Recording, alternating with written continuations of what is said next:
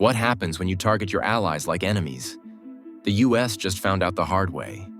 Toyota, Honda, Nissan, companies that build nearly 1/3 of all cars on US roads, were suddenly faced with a crisis after Trump slapped them with tariffs. These cars weren't made in China. They were built in North America, in places like Ontario, Baja, and Aguascalientes. Japanese companies had spent decades building factories closer to the US to support American jobs and supply chains. And just like that, they were treated like enemies. First Prime Minister Shigeru Ishiba tried to negotiate with the US government, but soon realized that there was a difference in goals that he could not have imagined. And then Tokyo took quiet, fast action. Japanese companies began cutting production in the United States, reducing focus on American cars and shifting production away from North America. This didn't just damage business, it may have broken trust.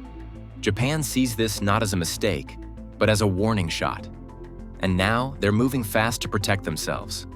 The question is, does the US even realize what it started? Before we get into the details, ensure you are subscribed. Thank you. Japanese car makers like Toyota, Honda, and Nissan are not just popular in the US. They are essential to the American auto industry. As of 2024, about 1 out of every 3 cars on US roads comes from these Japanese brands, with Toyota being number 1, Honda coming in at number 3, and Nissan at number 6. But here's the key detail. Most of these cars aren't imported. They're built right here in North America, by American workers, using American parts and fueling American towns. These automakers sold nearly 5.9 million vehicles in the US in 2024 alone, which was a 6.3% increase from the previous year, proof of just how strong their presence is.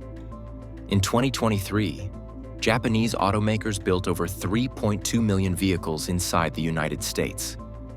That's nearly 1/3 of all cars manufactured in the country. Their factories are not small operations tucked away in obscure places. They're major facilities spread across 27 states. In total, these companies employ over 400,000 Americans, run 29 manufacturing plants, 34 research and development centers, and hundreds of distribution hubs across the US. These aren't just symbols of economic engagement. They are pillars of local communities and anchors of the broader auto supply chain. So, how many people does this actually impact? The numbers are striking. Japanese automakers have an economic footprint that goes far beyond the factory floor. When you add in the jobs supported through parts suppliers, dealerships, and service companies connected to the industry, that number skyrockets to more than 2.29 million jobs across the United States. According to research from Dr. Thomas Prusa at Rutgers University, this makes Japanese automakers some of the largest private sector contributors to the US economy, especially in regions dependent on manufacturing. And they're not stopping there. These companies are investing heavily in the future of the US auto industry. Toyota, for example, is building a $13.9 billion battery plant in Greensboro, North Carolina. This plant will employ over 5,000 people and will produce batteries for electric and hybrid vehicles, meeting the rising demand for cleaner transportation and helping the US transition to a greener economy. Honda and Nissan are also adapting, looking at partnerships and technology upgrades to expand their electric vehicle offerings. As the industry shifts toward electrification and automation, the decisions made by these Japanese companies will continue to shape the American economy, labor market, and technology landscape. The next chapter of the US auto industry is being written, not in Tokyo, but in Tennessee, Ohio, Alabama, and beyond. These factories weren't part of some loophole. They were part of a deeply integrated supply chain that helped support US jobs. And yet, with a stroke of a pen, Washington lumped these longtime partners in with unfair traders and sent shockwaves through the industry. To sell the move at home, US officials wrapped it in a flag and called it economic self-defense. Protect American jobs. Level the playing field. Bring car manufacturing back home. It was catchy enough for campaign slogans, sure, but it completely misunderstood the reality on the ground. The vehicles being hit weren't cheap imports undercutting Detroit. They were mostly built by Americans, for Americans, using parts sourced across the continent. Toyota's trucks built in Baja California, Honda's sedans from Ontario, Nissan's crossovers from Aguascalientes. These were cars crafted by a system designed over decades, all under the rules of NAFTA and its successor, the USMCA. Washington's tariff didn't punish unfair trade, it punished regional cooperation. And worse, it sent a message to America's allies. Even decades of loyalty won't protect you when politics take the wheel. But Japan didn't shout. It didn't retaliate. It executed. While other countries might have pushed back with public outrage, Japan moved quietly, efficiently. Just days after President Trump announced a sweeping 25% tariff on imported automobiles, Japanese automakers were already adjusting their strategies. Nissan, for example, quickly cut back production of its best-selling US model, the Rogue. In 2024, it sold 245,000 units.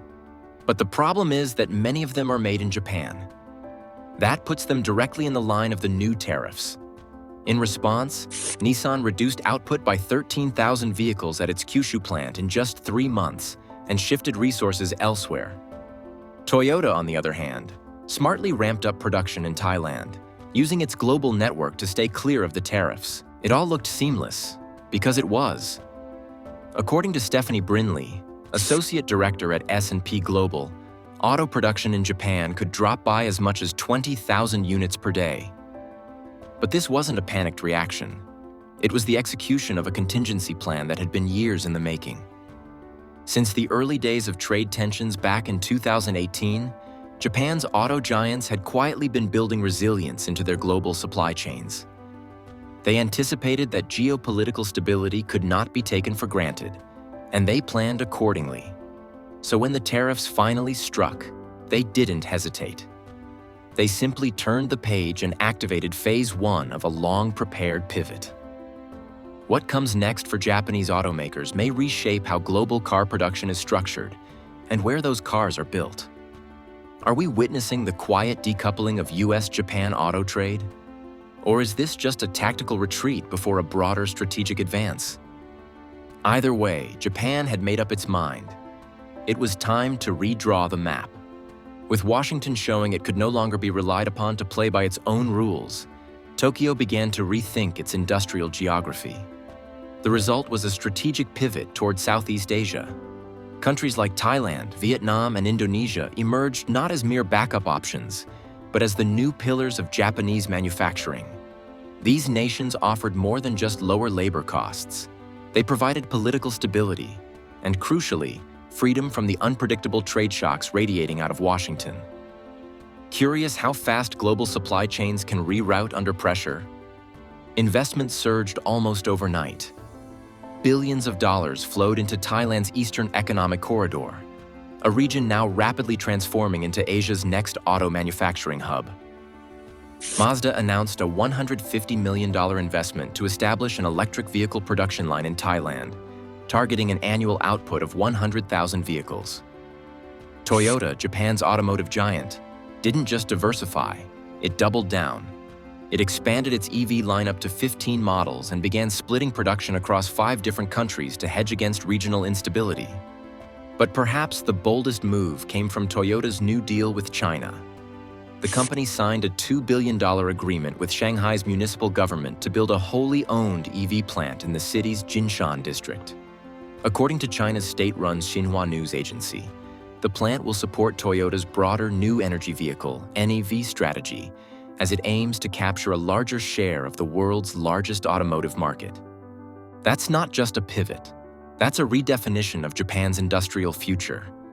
Faced with erratic tariffs and economic coercion from the US, Tokyo didn't wait for the next blow.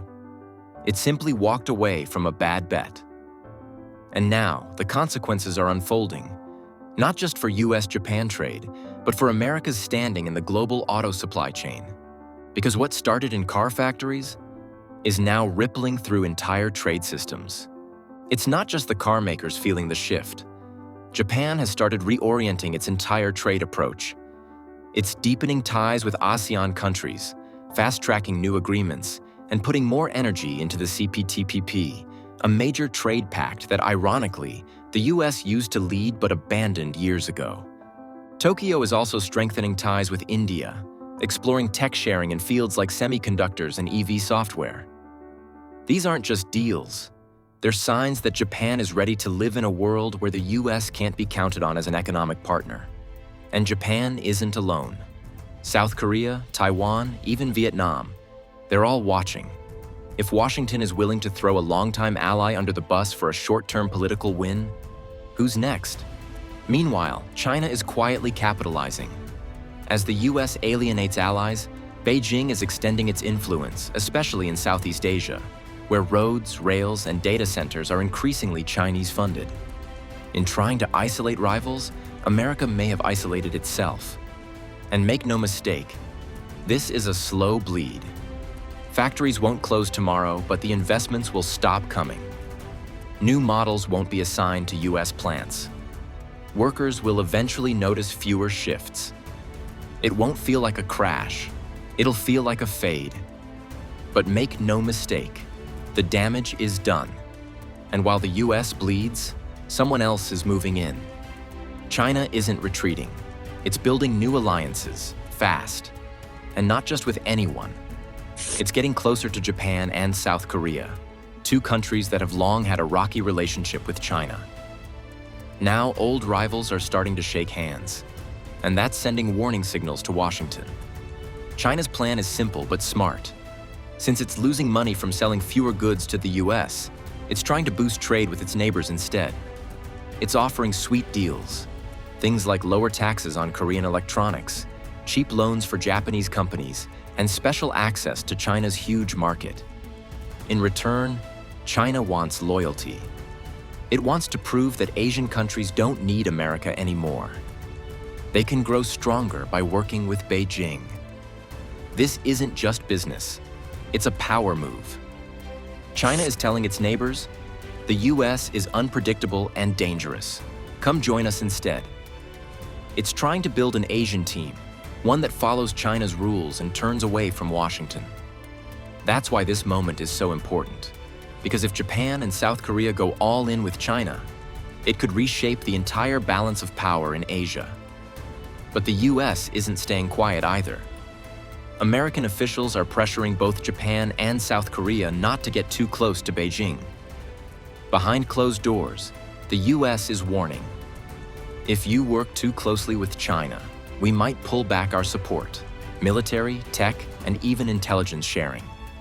So now, these two countries are caught in the middle, pulled in opposite directions by the world's two biggest superpowers. Let's look at Japan. It's one of America's strongest allies, with US troops stationed across the country. But Japan's economy has taken a hit from the trade war. Its car companies, for example, are being pushed out of the American market. China sees an opportunity and is offering better deals. Still, Japan's leader, Prime Minister Kishida, says he wants to fix things with the US. He recently spoke at the G7 summit and stressed that Japan stands by America. So there's still hope, but not for long. If the US doesn't act fast, Japan might have no choice but to turn eastward.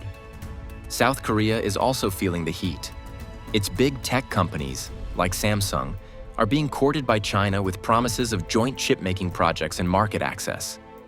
But at the same time, South Korea worries about getting too close to China, especially because of its human rights abuses and tight control over information. So, like Japan, South Korea is stuck in a tough spot, trying to keep both sides happy. Here's the real problem. America's aggressive trade moves might be pushing its own allies away. Instead of standing with the US, countries like Japan and South Korea may soon decide it's just easier and more profitable to work with China. And if that happens, it's not just bad for US trade. It's bad for US influence around the world. If China succeeds in building a strong Asian trade group, it could shut the US out of major supply chains, weaken the role of the US dollar in trade, and make it harder for America to lead in the future. It might even inspire other countries to do the same, to break away from Washington and side with Beijing instead. Both China and the US are now warning other countries. Don't trust the other side. But from the outside, It's starting to look like both are fighting too hard and losing trust in the process. Where this fight leads to is yet to be seen, but we are closely following all developments, so make sure you are subscribed.